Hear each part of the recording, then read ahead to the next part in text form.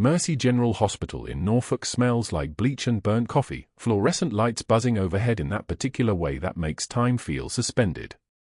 The surgical floor stretches across the third level, linoleum gleaming under harsh white light, and at 3 in the morning on a Tuesday, it belongs to the nurses who know how to work in silence.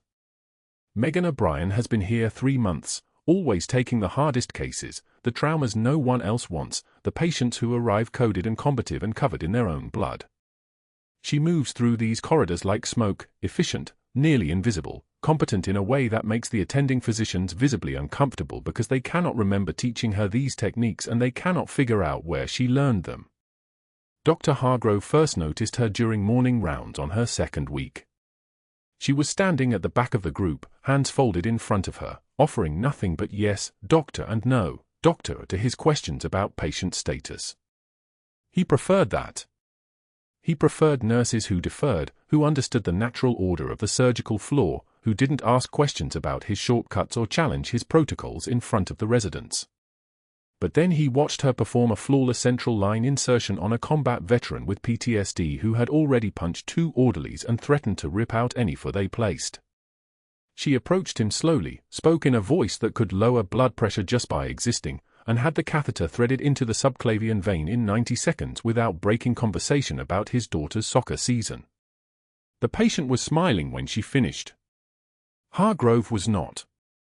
His eyes narrowed to slits as she documented the procedure with meticulous precision, each notation in perfect clinical shorthand, nothing decorative, nothing excessive.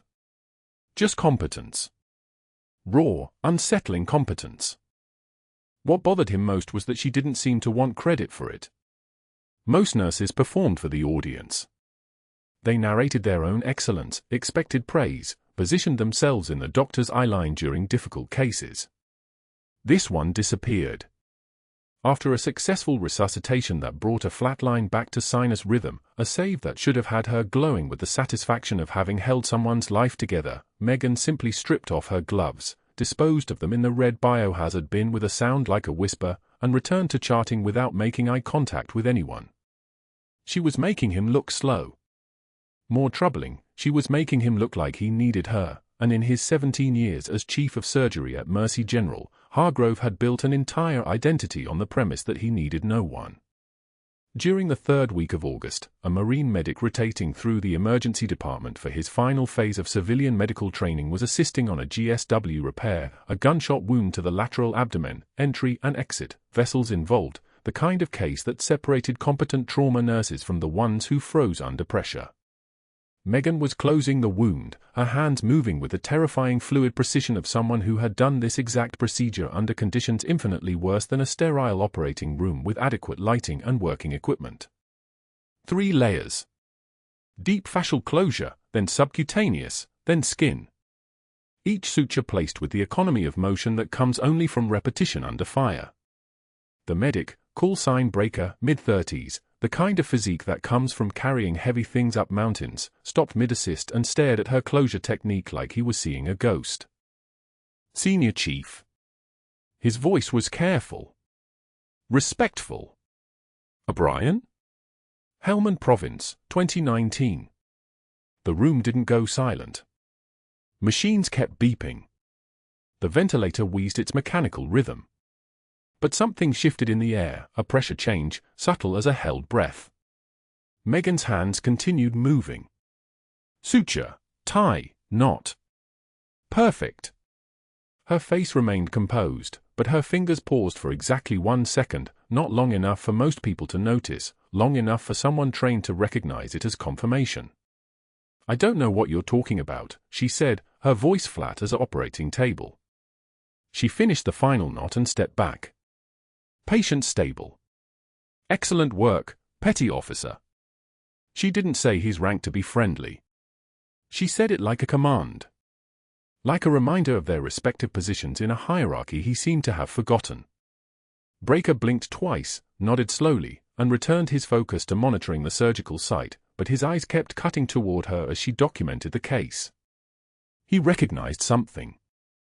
Everyone in that operating room felt it even if they couldn't name it, the way she held authority like someone who had worn it in actual combat conditions, not just in hospital hallways.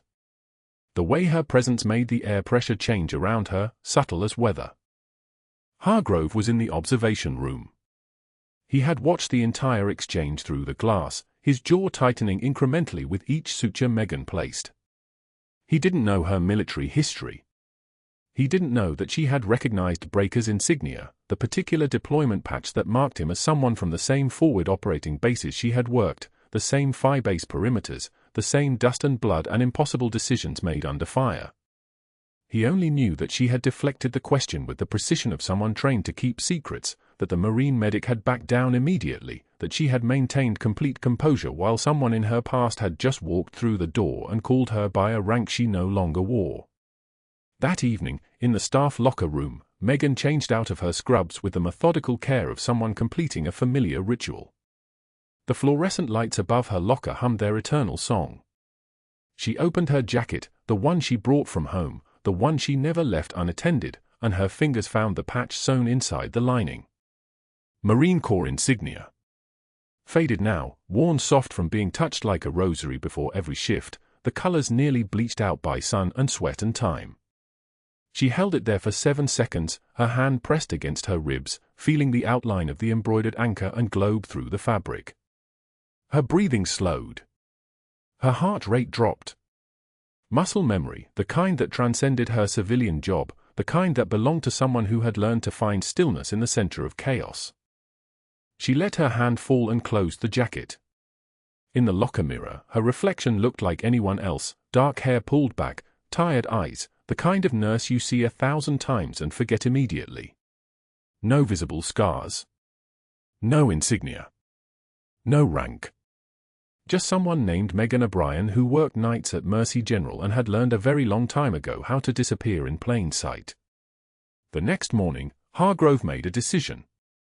He had controlled the surgical floor at Mercy General for nearly 2 decades through a combination of tenure, publication record, and the kind of institutional respect that came from never being challenged.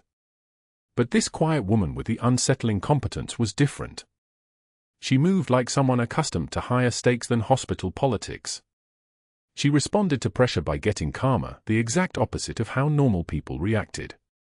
And whatever Breaker had recognized in her, whatever his question had been trying to surface, Hargrove needed to know. More importantly, he needed to make sure she understood that there was only room for one kind of authority on his surgical floor, and it wasn't the kind that wore scrubs and kept her head down. He had $500 in his wallet and a hypothesis: she wouldn't last until Friday. The cafeteria smelled like industrial dishwasher steam and something burned in the deep fryer. Meghan stood in line with her tray, scrambled eggs, dry toast, black coffee, when Dr. Hargrove's voice cut through the ambient clatter like a scalpel through silk. 500 says the doe-eyed nurse quits before Friday. He wasn't speaking to anyone in particular. He was speaking to everyone. His voice had that particular resonance that only came with deliberate projection, designed to reach residents 3 tables over, attendings pretending to read their phones, nurses clustered by the beverage station. The laughter started immediately, nervous, obligatory, the kind that comes from people who understand the hierarchy and their place below it.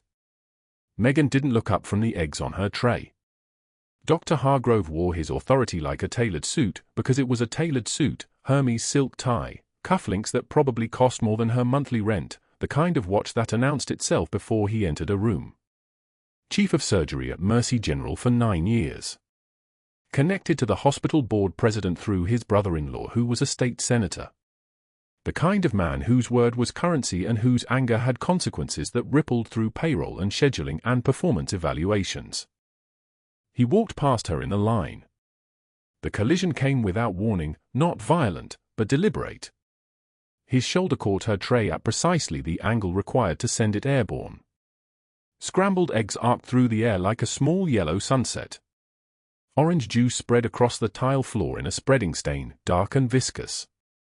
The tray clattered with a sound like someone throwing bells into a dumpster. "Oops," he said, grinning at the residents now watching openly. "Better stick to bedpans, sweetheart." She knelt without being told.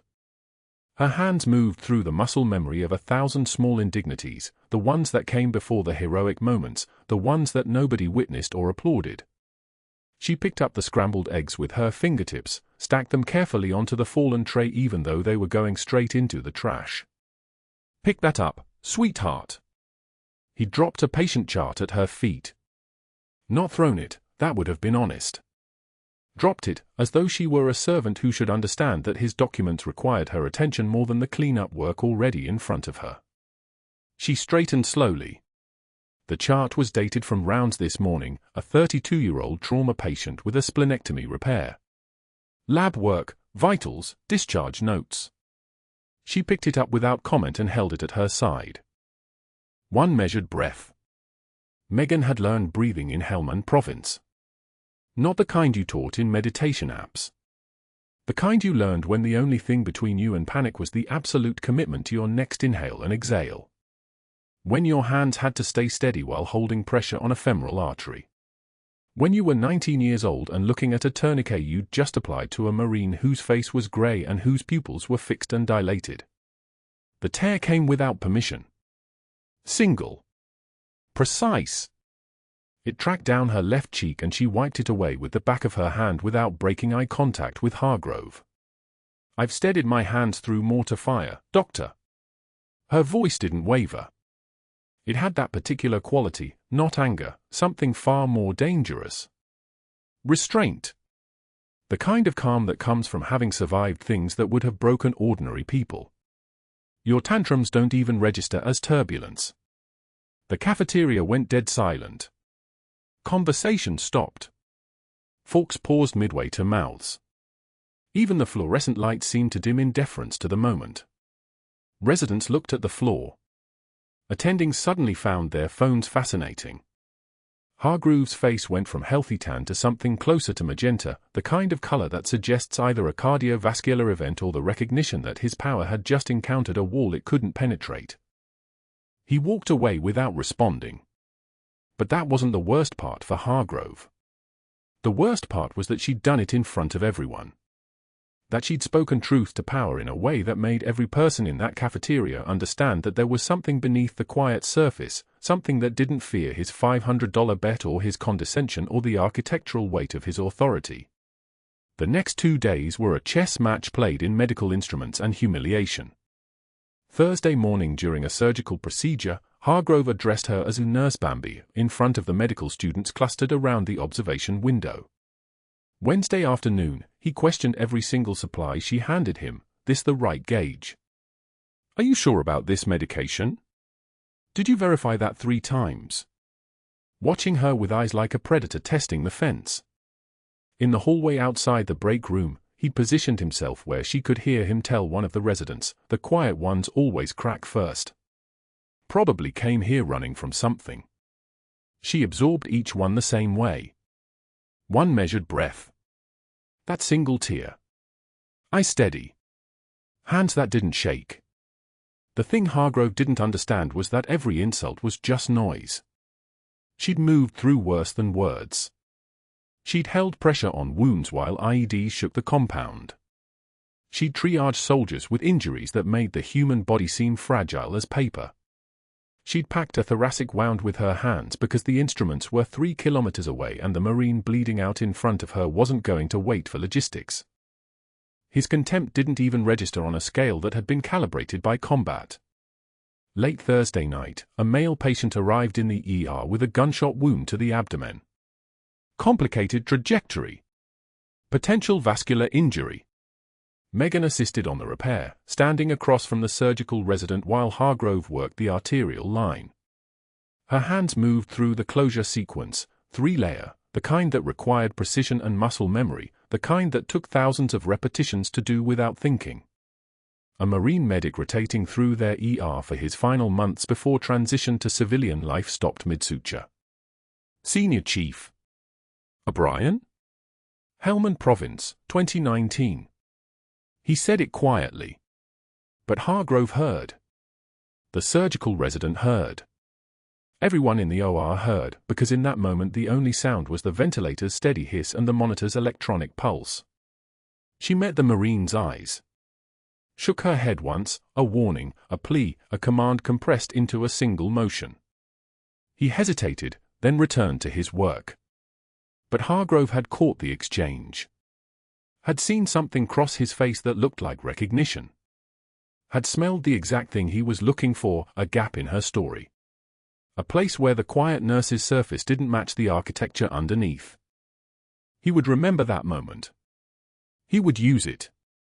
And that's when the real nightmare began. The alarm sounded at 0200 on Friday morning. Not the regular codes that came in a steady rhythm throughout the week. This was a cascade of them, trauma alerts, code activations, the particular urgency that comes with high-profile patients arriving under emergency conditions. A Marine general. 2-star. Decorated. Collapsed lung from a training accident at Camp Lejeune, just an hour's drive from Mercy General. Tension pneumothorax. Respiratory distress. The kind of case that appeared in textbooks and medical journals and congressional inquiries if anything went wrong. The on-call surgeon took one look at the name on the chart and refused.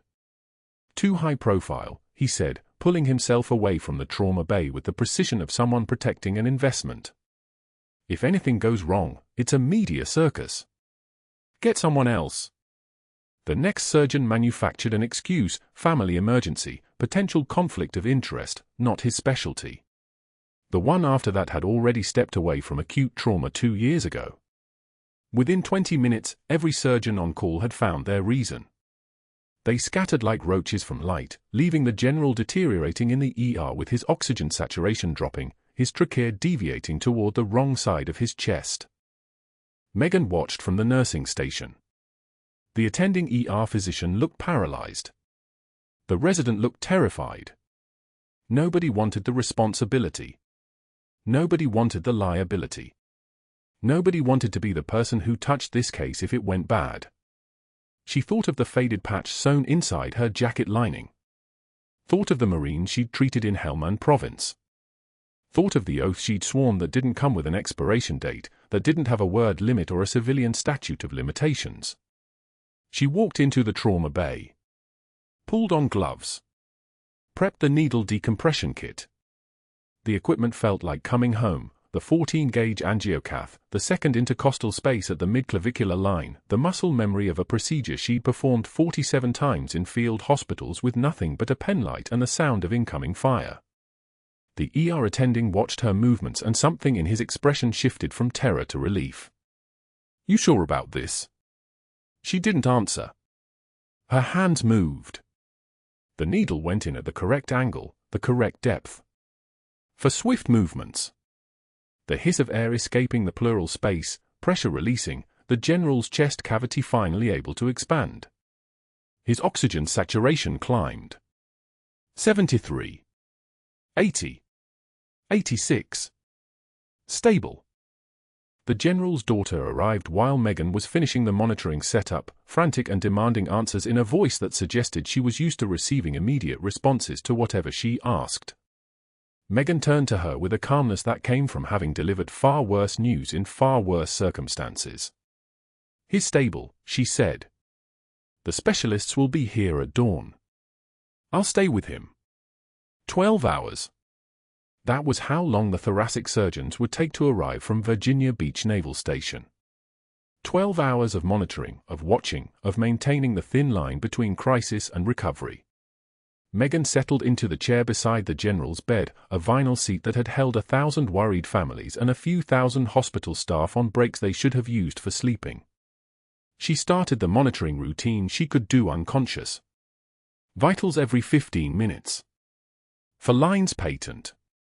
Oxygen saturation trending correctly. Chest wall rise and fall synchronized with the ventilator's rhythm. The particular piece of a crisis that had been managed, a patient who would live because someone had been willing to step into the space where everyone else had stepped back. Dr. Hargrove appeared in the doorway at 0400.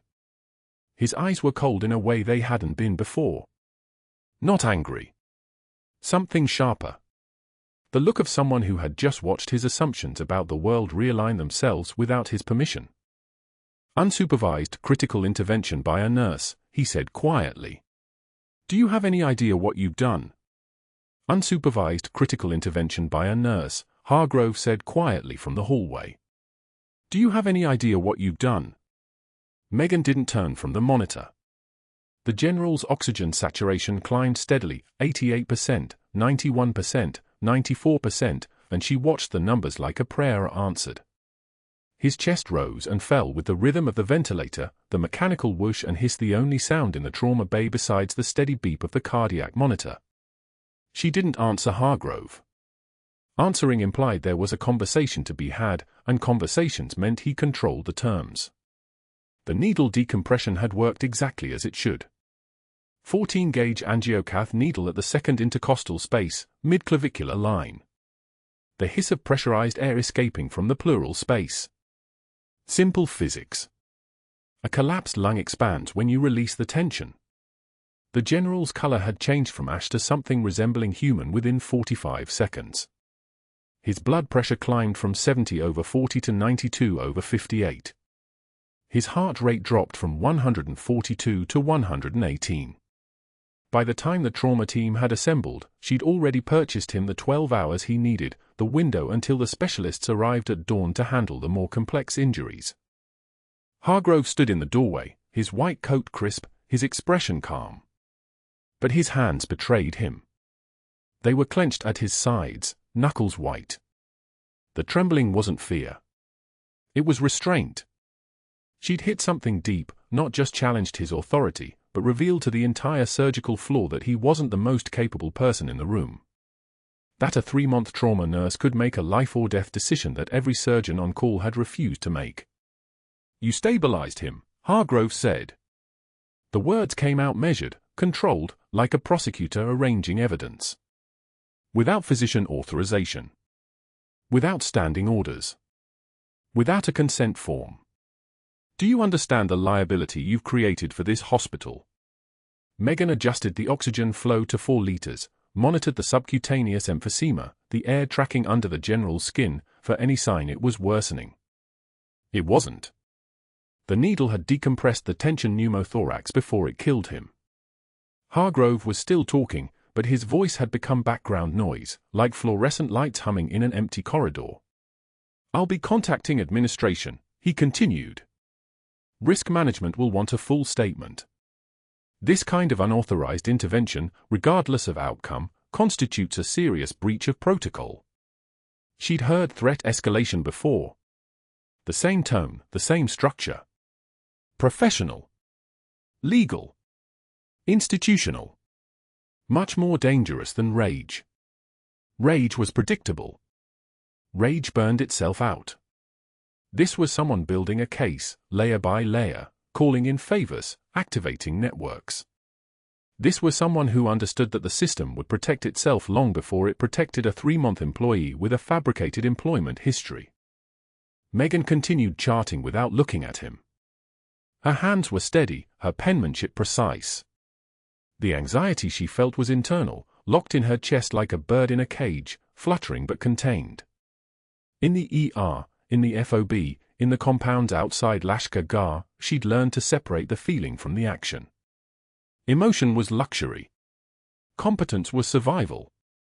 By 0600, Hargrove had made his first strategic move. She heard it through the overhead page system, "Dr. Hargrove, call on line 2. Call on line 2. He took the call in the chief's office. She didn't know he was calling the hospital board president at home, waking her from sleep, using the soft voice that made favors sound like warnings. "We have a liability situation. A nurse performed an invasive procedure without physician supervision on a 2-star general. If complications arise, infection, compartment syndrome, arterial injury, this institution will be sued into bankruptcy." By the time Hargrove disconnected, he'd already planted the seed. A 3-month nurse. An authorized intervention. A 2-star patient. The math was simple. At 0800, he began the second phase. Megan didn't see him making the calls, but she learned about them later when HR appeared with a folder. Her references had been contacted, the one she'd listed under her mother's maiden name, Sullivan. Small-town employment agencies. A clinical skills center that no longer existed. People who'd agreed to provide cover stories for reasons they never discussed. Hargrove was asking pointed questions, the kind that seemed innocent on the surface but dug deeper with each follow-up. Can you verify her credentials? Any gaps in her employment history? Any complaints about clinical judgment? The cover story held because it had been built to hold. But the questions themselves were a message. He knew something was wrong. By 1000, the risk management team arrived. 2 women in business suits, carrying clipboards and neutral expressions. They documented everything: the timeline of the general's arrival, the decision to intervene, the lack of physician authorization, the absence of proper consent protocols. They asked Megan to walk them through her thought process, and she gave them the clinical answer. Tension pneumothorax, deteriorating status, immediate risk of cardiac arrest. Needle decompression is the standard of care in the field. They wrote it down. They didn't argue. They just documented. Megan sat beside the general's bed through the daylight hours, checking vitals every 15 minutes. His daughter had arrived mid-morning, a woman in her 50s with her father's jawline and exhausted eyes. She brought coffee from the cafeteria, bitter, still warm, and asked quiet questions about military medicine. How did you know what to do? How do you stay calm under pressure? Megan deflected each one with clinical answers. Training. Experience. Muscle memory.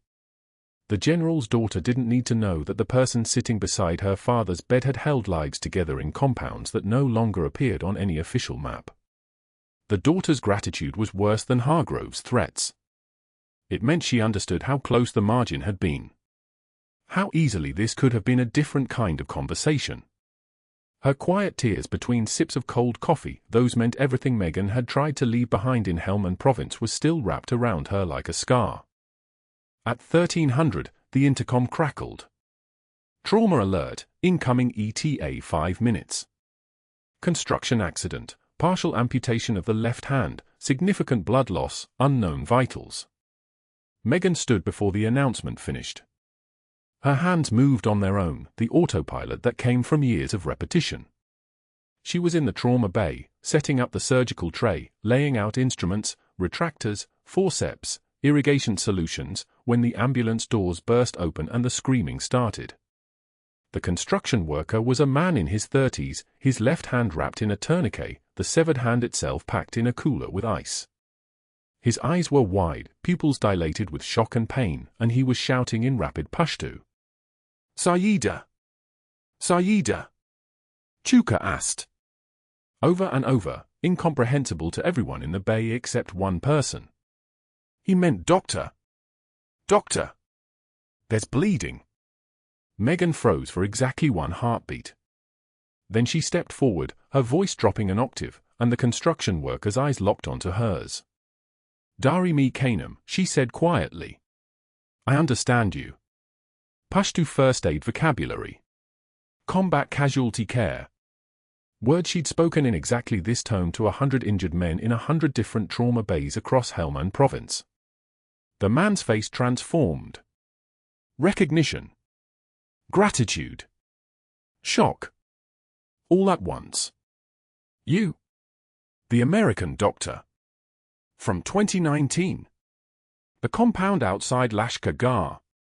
You saved my brother when there was no blood left to give. When he should have died, you. The trauma bay went dead silent. Every person stopped moving.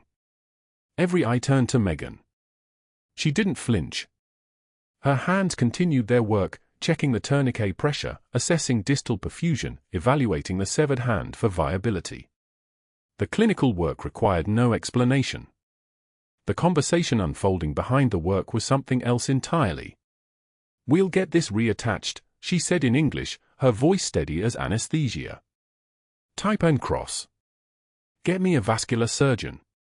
But the construction worker was still speaking, still reaching for her with his remaining hand, tears streaming down his face. Shukran. Shukran. Thank you for my brother's life. Thank you. Megan began preparing the hand for microvascular repair, her movements precise and unhurried. What happened next didn't just silence the room. It changed the trajectory of everything that followed. In that moment, with every person in the trauma bay bearing witness, the careful fiction she'd constructed, Megan O'Brien, quiet trauma nurse, 3 months employed, began to fracture. She could feel Hargrove in the doorway. She didn't look at him.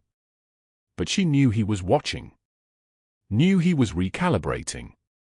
The woman he'd been planning to destroy had just saved the life of a construction worker in a language that didn't belong in Norfolk, Virginia.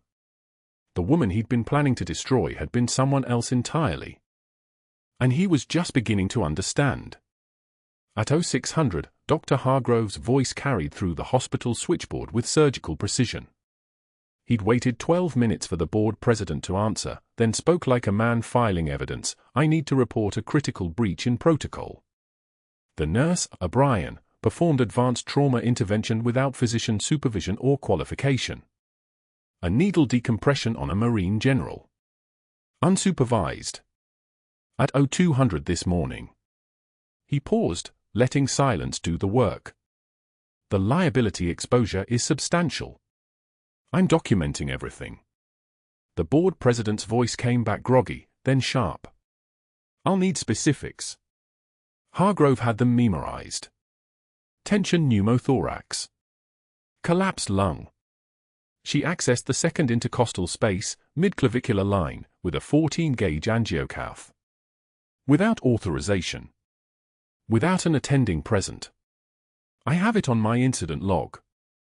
What Hargrove didn't mention was that the general was still breathing because of that needle. What he didn't mention was that every surgeon on call had refused the case.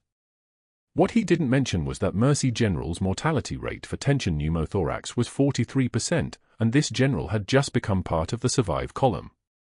By 0800, Hargrove had moved to stage 4 of his assault. He pulled out his phone and began making calls, methodical, strategic, designed not to destroy but to disqualify. Megan's references. The one she'd fabricated 3 months ago because she couldn't use her real ones, couldn't have anyone asking why a decorated combat medic was suddenly working as a trauma nurse in Norfolk under her mother's maiden name. The first call went to Dr. Patricia Chandler at Johns Hopkins, a number that didn't exist, a resume credential that dissolved under pressure. Hargrove posed as a hiring manager from another hospital, asking careful questions. "How would you characterize Ms. O'Brien's performance under pressure? Any concerning gaps in her medical knowledge? Any incidents we should know about?" The number rang and rang. No one answered. Hargrove smiled. He tried the second reference, Dr. Marcus Webb, and this time the line connected to a confused restaurant owner who had no idea what Hargrove was talking about. By 1000, Hargrove had documented everything. False credentials. Suspicious references. A pattern. He requested a risk management meeting. By 1100, 3 administrators sat in his office, reviewing his meticulously assembled case file. Photographs of the incident log. Timestamped notes about unsupervised critical interventions by unqualified personnel. Documentation of her fabricated references. A memo stating that advanced trauma procedures required physician oversight, a true statement he'd twisted into a weapon. "We need to remove her from the general's care immediately," Hargrove said, his voice carrying the weight of institutional concern. "For the patient's safety. For liability protection. She's a risk." The risk management director nodded. "We'll pull her from the case pending investigation. Standard protocol." At 1400, Hargrove walked to the ICU where Megan had been monitoring the general for 12 consecutive hours. Her hands were steady as she checked the chest tube output, the small plastic reservoir collecting air that had been slowly suffocating him. She'd been watching the numbers like a mother watches a child's breathing. Output decreasing. Breath sounds equalizing. The decompression was holding. The general was stable. "Ms. O'Brien." Hargrove's voice came from behind her, formal and loud enough for the resident stationed outside the room to hear. "We need qualified personnel managing this case during the critical pre-surgical window. You'll be reassigned effective immediately." Megan looked at the general's monitor. Heart rate 92. Blood pressure normalizing. She looked back at Hargrove without moving. He's stable because of the decompression. You're suspended pending investigation into your credentials and the unsupervised intervention at 0200. Hargrove gestured toward a less experienced nurse, Jennifer, who was competent but hadn't worked a combat casualty in her entire career. She'll take over. Megan stepped away from the bedside, her movements controlled, her face revealing nothing. But her hands clenched once before she released them. One measured breath. Then she turned and walked out of the room, past the resident who wouldn't meet her eyes, down the hallway where other nurses suddenly became very interested in their charts. She stood at the nurse's station, unable to see into the general's room directly but able to see the monitor mounted on the wall, the one that tracked his vitals in real time. 1,420 hours. Jennifer was charting, following protocol, adjusting his for infusion. The monitor showed a small uptick in his heart rate. 94. 96. 100. Blood pressure started climbing. 148/82. Then 156/88. Megan's jaw clenched. She recognized the pattern, the early signs of recollapse. The chest tube output was increasing. The decompression was failing. His body was reaccumulating air in the pleural space, pressure building like a silent bomb. The thoracic surgeons weren't arriving until 14:30. They were minutes away, but minutes were measured in millimeters of mercury, in oxygen saturation points dropping, in the space between stable and catastrophic. Jennifer didn't see it. She was following the protocol Hargrove had written, call the attending if anything changed significantly. But significant changes were lagging indicators. Megan could see the trajectory. She could see where it was going. The waiting room. 6 weeks earlier, she'd sat there for an intake appointment at the VA hospital in Washington, D.C. Surrounded by young men missing limbs. Women staring at nothing. All of them waiting for help that came through broken systems, from therapists who'd never heard IED shrapnel hit a convoy, from intake forms asking how long have you felt this way, as if trauma was weather that passed. She'd seen a kid, couldn't have been more than 23, with burn scars down his right side, holding a folder with shaking hands because they wouldn't stop shaking. She'd trained corpsmen like him. She'd taught him how to tie a tourniquet in darkness, how to pack a wound with his eyes closed, how to stay calm when everything around him was screaming. He'd survived because of the training. He'd come home. And now he was sitting in a waiting room because his hands wouldn't stop shaking. She'd walked out before they called her name. She couldn't sit there, couldn't be one more broken veteran, couldn't face the questions about her service, the thank yous, the grateful faces of people who saw her as a hero when she felt like a coward for leaving. Megan pushed off the desk and walked back toward the general's room. The resident stepped in front of her. You're suspended. She didn't slow. He's recollapsing. Dr. Hargrove said. She brushed past him like he was a curtain. The resident grabbed her arm. She looked at where his hand connected to her sleeve, then at his face, and he released her immediately. Something in her eye suggested that resistance would be educational in ways he wouldn't enjoy. She was in the room in 3 steps. Jennifer turned, alarmed. Megan's hands moved on their own. She grabbed the 18-gauge angiocath from the crash cart, prepped the second intercostal space with alcohol, her fingers finding the anatomical landmarks through muscle memory and 4 deployments worth of practice. The needle went in. The hiss of air escaping, that unmistakable sound of pressure releasing, of a patient choosing life. The monitor showed it before she could even check, 102. 98, 94. Dropping. Normalizing. What are you doing? Jennifer's voice sounded far away. What he needed. Megan's voice didn't match the junior nurse's panic. It didn't match anything in this hospital. It sounded like someone giving orders across a combat zone, calm as gravity, heavy as a satellite falling. Hargrove appeared in the doorway with 2 security guards. His phone was out, already filming, already documenting. His voice came clinical and precise, step away from the patient. You're suspended pending investigation. Security will escort you from the building. She took one measured breath. Her hands were steady as she secured the second catheter, checked the output, verified the tube positioning. One tear escaped, not from pain, not from fear, but from the sheer weight of every moment she'd carried in silence. She wiped it away without breaking eye contact with Hargrove. "You can fire me in 10 minutes, doctor. Right now, he needs another needle decompression or heal code before your specialists arrive." "I just did it." The monitor beeped confirmation. The general's oxygen saturation climbed. 88, 92, 96, stable. The thoracic surgeons arrived at 14:30, exactly 12 hours after her first intervention. They assessed the general, reviewed the chest tubes, studied the second decompression site with clinical precision. One of them looked at the interventions, both perfectly placed, both technically flawless, and said to no one in particular, "Whoever did this knows what they're doing." Hargrove stood silent. The surgeons nodded at Megan, a gesture that existed in the language of medicine beyond hospital hierarchy, beyond credentials, beyond all of this. Then security escorted her out. By 1500, Megan was walking through the Norfolk rain, her scrub soaked through, her hands finally shaking now that no one was watching.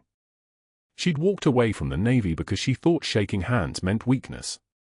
She was learning that sometimes shaking hands just meant you'd been holding something heavy for so long that your body forgot how to release it.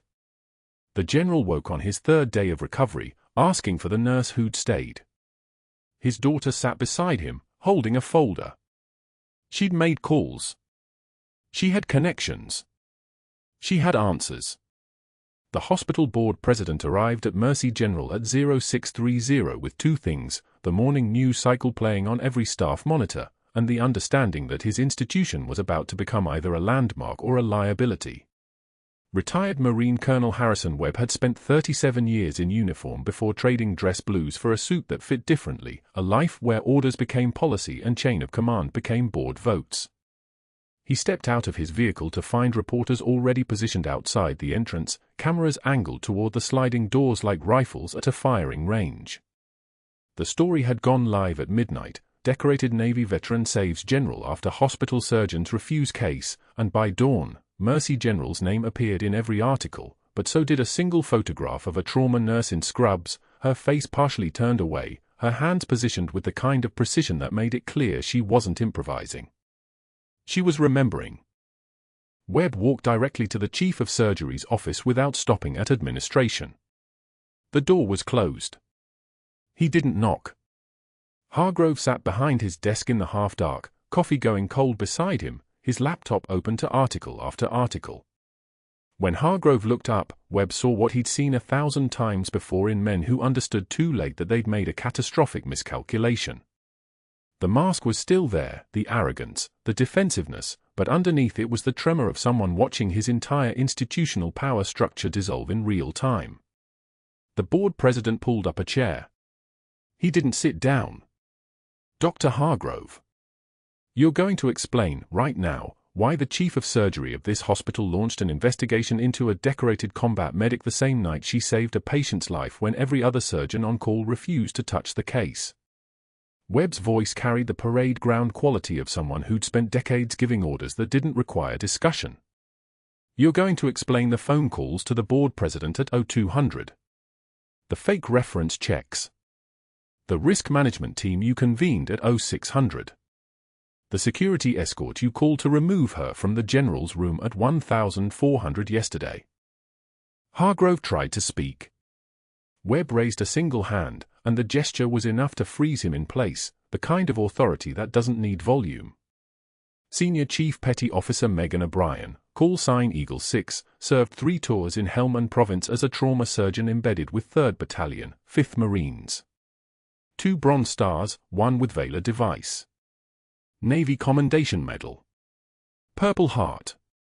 She ran forward operating base trauma stabilization across an entire province and disappeared from active duty 3 years ago without fanfare, without seeking recognition, without telling anyone that the reason she couldn't hold a scalpel anymore was because her hands had done their job so well that the nightmares never stopped. Webb stepped closer. The Marines she served with have been looking for her since 2019. The general she saved yesterday is one of them. And you spent 16 hours trying to destroy her credibility because you perceived her composure as a threat to your authority.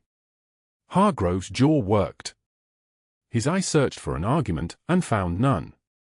Webb continued, his tone dropping lower, which made it somehow more devastating. Every surgeon in this hospital has already been interviewed by the local news. Every single one has confirmed that they refused the case based on liability. That a nurse, performed an unauthorized needle decompression in a trauma bay that was technically not her jurisdiction, using correct technique, correct site location, correct depth. A procedure that bought a Marine general the 12 hours he needed to survive. A procedure that a cardiothoracic surgeon arrived at 0600 to verify was clinically perfect. Webb pulled out his phone and turned the screen toward Hargrove. The video was cued to 1847 yesterday, the moment Megan's hands moved. The moment the air escaped with a hiss like pressure releasing from a wound. The moment the oxygen saturation numbers climbed. This is your opposition. You understand that now? The room was silent except for the fluorescent lights, their hum like a tuning fork struck in a gymnasium. Hargrove's face had gone grey. When he tried to stand, Webb was already walking toward the door. You're terminated, effective immediately. Security is waiting downstairs to collect your credentials and escort you from the building. Your personal items will be boxed and available for pickup at the front desk. We'll be forwarding the documentation of your pattern of intimidation to the Virginia Medical Board, to the Hospital Association, and to the attorneys representing this institution. Your medical malpractice insurer will be notified within the hour. And Dr. Hargrove. Webb paused at the threshold. Don't make this worse by trying to negotiate, by calling board members, or by contacting any staff member at Mercy General. The next phone call you make will come back to you through channels that move far faster than a hospital administration. Am I being clear? Hargrove nodded, the movement barely visible. Webb left without waiting for a verbal response. The board president held a press conference at 0900 in the hospital's main conference room, with 2 security personnel positioned at the doors and the chief medical officer standing beside him. The statement was measured but unmistakable. Mercy General celebrated the exceptional medical training and valor of its staff. The hospital fully supported the investigation into how a trauma nurse came to perform a procedure without physician oversight, because the hospital was certain the investigation would reveal exactly why that procedure was the correct clinical decision. The hospital was also conducting an immediate review of Dr. Hargrove's tenure, which had resulted in his separation from the institution. Senior Chief Petty Officer O'Brien was being placed on paid administrative leave while her credentials were processed and her extraordinary military medical record was formally integrated into her civilian personnel file. The hospital looked forward to welcoming her back in an expanded capacity that would allow her service to benefit the entire trauma department. By noon, every major news outlet in Hampton Roads was running the extended version. The video clip played on loop, a nurse in scrubs, her movements like muscle memory answering a call, her hands finding the space between ribs as if her body knew a language her mind had been trying to forget. Commentators used phrases like her training evident in every motion and the kind of composure you don't teach in nursing school. A former SEAL team leader gave an interview. She's not just a nurse. She's a combat medic with a rank structure that most people don't understand. When she moved on that general, she wasn't overstepping. She was operating within her actual scope of practice, and every service member on this earth knows that rank. The interview aired at 14:30. By 1800, the Virginia Medical Board had opened an inquiry into Hargrove's documentation practices. By 2100, 3 other nurses had come forward with stories they'd been too afraid to report, incidents stretching back for years, patterns of intimidation, moments when they'd questioned his decisions and faced consequences. Megan didn't watch any of it.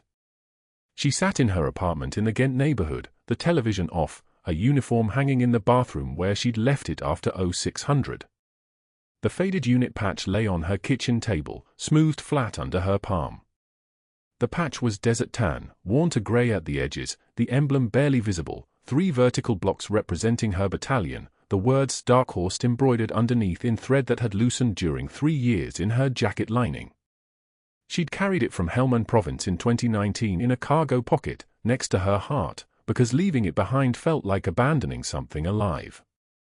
When she'd transitioned to civilian life, she'd unpicked the inner lining of her dress uniform jacket and sewn the patch inside where it wouldn't be seen, wouldn't spark questions, wouldn't force her to relive the circumstances of how she'd earned the right to carry it. Her phone rang at 1600. The caller was the general's daughter, whose name was Catherine, and whose voice carried the particular gentleness of someone raised around military hospitals and the complications they contain. "Ms. O'Brien? My name is Catherine Webb. My father is Major General Daniel Webb. He arrived at Mercy General at 0200 yesterday." A pause, letting Megan absorb the connection. "He's asking if you'd be willing to visit him. He's stable. He's asking because he has something he wants to tell you in person, and because he's been looking for you for a very long time." Megan's hand moved to the patch on her table without her consciously deciding to move it. Catherine continued, her tone steady. "My father says you carried his unit patch out of Helmand. His team was evacuated from your aid station in 2019. You refused to leave with them because 3 of his Marines couldn't be moved, and you stayed behind with the morphine and the pressure dressings and the knowledge of how long you had before the next convoy could reach you. He says you disappeared after that rotation, changed your name, went dark. He's been trying to find you ever since. He wants to thank you. And he wants to give you something back." Megan found that she couldn't speak, which surprised her because she'd trained herself not to have this particular vulnerability. Catherine waited, understanding something without it being explained. "The ceremony is 6 months from now," Catherine said. "Naval Station Norfolk. My father will be well by then. He's already requested that you be there. Not as a guest. As the guest of honor." The line went quiet except for the sound of hospital machinery in the background, the monitors, the ventilators, the infrastructure of healing. Megan's voice, when it returned, was barely above a whisper. "I didn't stay so I could be thanked." "I know," Catherine said. "He knows that too. That's why he's been looking for you." The weeks moved forward in the way recovery always does, unevenly, with some days stretching and others compressed. Megan's record was released to the medical board, then to the news, then to the public domain in fragments that grew more complete. The field hospital in Sanjin that took mortar fire while she was stabilizing a casualty. The evacuation order she refused to acknowledge until her patient was stable enough to move. The Bronze Star with Valor, approved but never formally awarded because she'd left active duty before the ceremony could be held. The medical discharge that listed PTSD as the reason, though the terminology was clinical and didn't capture the part where she couldn't hold a scalpel anymore because her hands understood that they were responsible for other people's survival, and that knowledge pressed down like a stone on her chest every time she closed her eyes. The articles mentioned that she'd gone silent afterward. Enlisted under her mother's maiden name. Worked in civilian trauma departments. Never told anyone about the rank or the medals or the reason she'd traded a military commission for the anonymity of scrubs in a regional hospital. The story arc was perfect for the news cycle, a redemption narrative, a second act, proof that people could disappear and still matter. Mercy General's public relations department wanted to schedule interviews. Catherine called twice more, each time with different versions of the same message: his healing. He's asking about you. He says there's something he needs to return. 6 months later, Megan stood in dress blues at Naval Station Norfolk. The uniform fit differently than it had in 2019, her shoulders had changed shape, her posture had learned to take up less space, her hands had forgotten some of their military precision and remembered how to be gentle. The Major General stood beside her in his own dress blues, his chest still wrapped beneath the fabric, his color still returning. The ceremony was small, just Navy personnel and the medical staff who'd been part of his recovery. The chaplain spoke about sacrifice and service and the meaning of bearing witness to other people's worst moments. The general reached up and pinned the Navy Cross to her chest. The medal hung heavy, the weight of it both foreign and familiar. His hands trembled slightly, from weakness, from emotion, from the knowledge that this was overdue by 3 years. Senior Chief O'Brien, he said, his voice steady, your Navy Cross, approved on the basis of extraordinary heroism and selfless service in Helmand Province, 2019. For remaining in position under fire to stabilize casualties when evacuation was ordered. For refusing to leave your patients in a compromised condition. For the lives you saved by choosing to stay. The assembled personnel applauded. It sounded like rain, like something cleansing, like an ending to a silence that should never have been so long. When the applause faded, the general turned to her again. In his hands was a frame, and inside the frame was the faded unit patch. Beneath it was a plaque in military script for Senior Chief Petty Officer Megan O'Brien, who carried our wounded when we couldn't carry ourselves. This is yours, the general said. You earned it more than I did. I'm returning it with honors. Megan's hands remained steady. The tremor that had lived in them for 3 years was still there sometimes, but now she understood it wasn't weakness. It was proof. It was evidence that she'd survived something that should have broken her, and she'd chosen to come back anyway. The ceremony concluded. The general spoke to the assembled personnel about the night he arrived at Mercy General, about the 12 hours a nurse had stayed when surgeons wouldn't, about the needle decompression that had bought him time to live. He didn't mention Hargrove by name. He didn't need to. Everyone understood what the inverse of that story contained. She didn't do it for recognition, the general told the crowd. She did it because that's who she is when nobody's watching. True class is what you do when the lights go out. 6 months after that ceremony, Mercy General created a new position in the Emergency Medicine Department, Director of Emergency Medical Training, specifically established for military medical professionals transitioning to civilian healthcare. Megan accepted with a single condition: she would run a weekly support group for veteran medical staff, meeting in the hospital chapel with no ranks acknowledged, no hierarchy, just people who understood what it meant to carry other people's survival as if it were a physical weight. The first meeting drew 40 healthcare workers. Some came in uniform still mentally. Some came in scrubs trying to forget. Some came because they'd heard about a nurse who'd carried a patch for 3 years and never let it touch the ground. Somewhere in Virginia Beach, teaching CPR basics at a community college for $17 an hour, Dr. Hargrove moved through the world like someone who'd suddenly become invisible. A former resident saw him in the parking lot once and looked away quickly, embarrassed for them both. The medical board investigation concluded with a formal censure and a recommendation that his license be monitored.